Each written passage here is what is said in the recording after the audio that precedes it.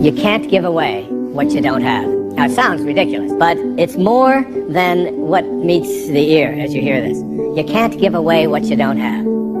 People who are not good at giving away love can't give away love because they don't have it to give away. If I want to give you a dozen oranges, I can't give you those dozen oranges unless I go out and pick up 12 oranges someplace. Otherwise, all it is just empty rhetoric. And the same thing is true of virtually everything in your life. You can't give away love for others if you don't have love in here to give away. If what you have in here is contempt, if what you have in here is anger, if what you have in here is fear, then these are the things you're going to be giving away in your life. Don't allow your emotions to control you. If you don't discipline and contain your emotions, they will use you. Your mind goes on automatic. Weeds don't have to have any encouragement to grow. You don't have to water them. They don't have to get sunshine. They don't have to have fertile ground. They will grow through the cracks of a sidewalk.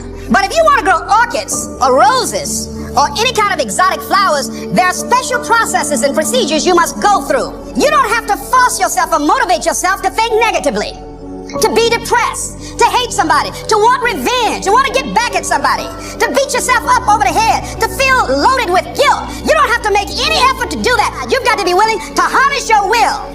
Your mind is on automatic. It will do that by itself. You've got to find ways to increase your sense of self-appreciation, because if you don't, you're bombarded with negative stuff every day that beats you down, and you will find yourself unconsciously engaged in self-destructive behavior. If you don't program yourself, life will program you. You got to get grounded. You got to train your mind to serve you. Just make up your mind. This is not going to control you. You have got to make a declaration. This is what you stand for. You're standing up for your dreams. You're standing up for peace of mind. You're standing up for health. You want it, and you're going to go all out to have it.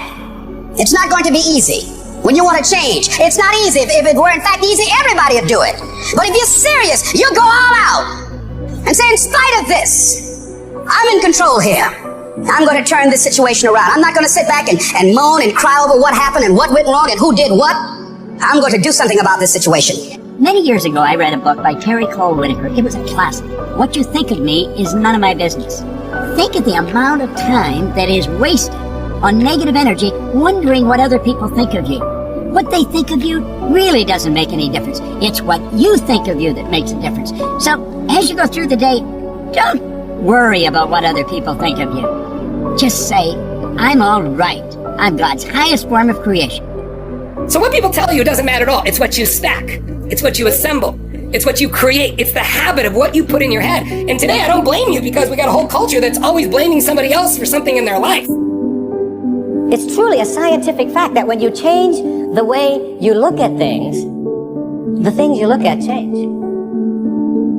And now you take this tiny little subatomic particle, and you take it and you put it in a particle accelerator, and you rev up the speed of these things and collide them at 250,000 miles per hour. You collide them, you open up the particle accelerator looking for your source, and guess what's in there? Nothing. No thing. That the dot that began you originated from a field of energy that has no boundaries, no beginnings, no ends. It's infinite. It's an infinite potential. And the question that I have for you is, if you can get this, that you didn't begin with that particle, because particles themselves do not create more particles.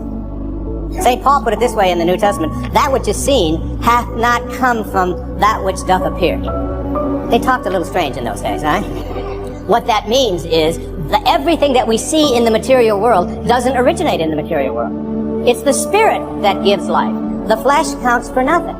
If the shape of your eye can be in an energy field that has no boundaries, no form, no materialness to it, why not the shape of your life? You have got to change the way you think. It is the whole determining factor of where you go in life.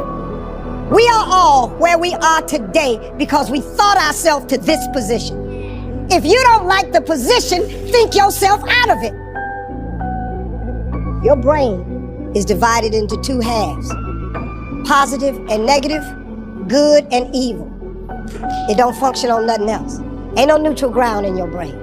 It's either positive and good or negative and evil. Each half of your brain has millions of factory workers on each side. You got 1 million factory workers on the positive side. You got 1 million factory workers on the negative side. At the forefront of each one of those factories in your brain is a foreman. You got foreman positive and you got foreman negative. You are in charge. You're the boss of the factory. Guess what? We are how we think. So now, since your brain is in 2 halves, let me show you how this works. You wake up in the morning and you say, man, I don't feel myself today. I got up on the wrong side of the bed. I'm not a morning person. Foreman negative hears that. He steps to the front. He said, what did you say? You say, I said I woke up on the wrong side of the bed today. I'm not myself. I'm not a morning person. He says, you got it right away. He said, hey, the boss just woke up and said he's not a morning person. He's having a bad day today, and he ain't feeling himself. Let's get to work.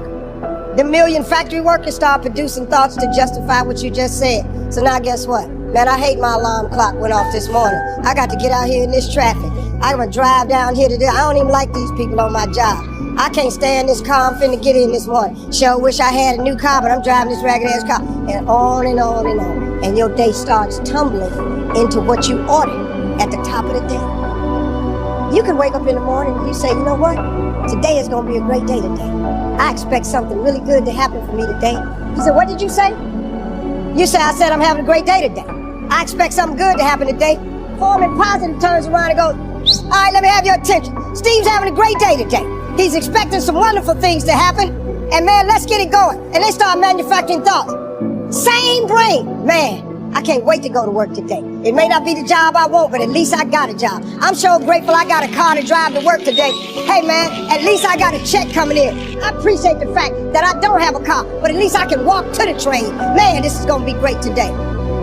That's how your mind works 24/7. It never turns off. Change your attitude, you change your altitude. It all depends on how you look at it. Our lives are mostly affected by the way we think things are, not the way they are. The way we think they are affects us most. And Shope taught me that the mind is like a factory, a mental factory. And whatever you think about all day long pours ingredients into this mental factory. And that's what builds the economic, social, financial fabric of your life. As you think, so you become.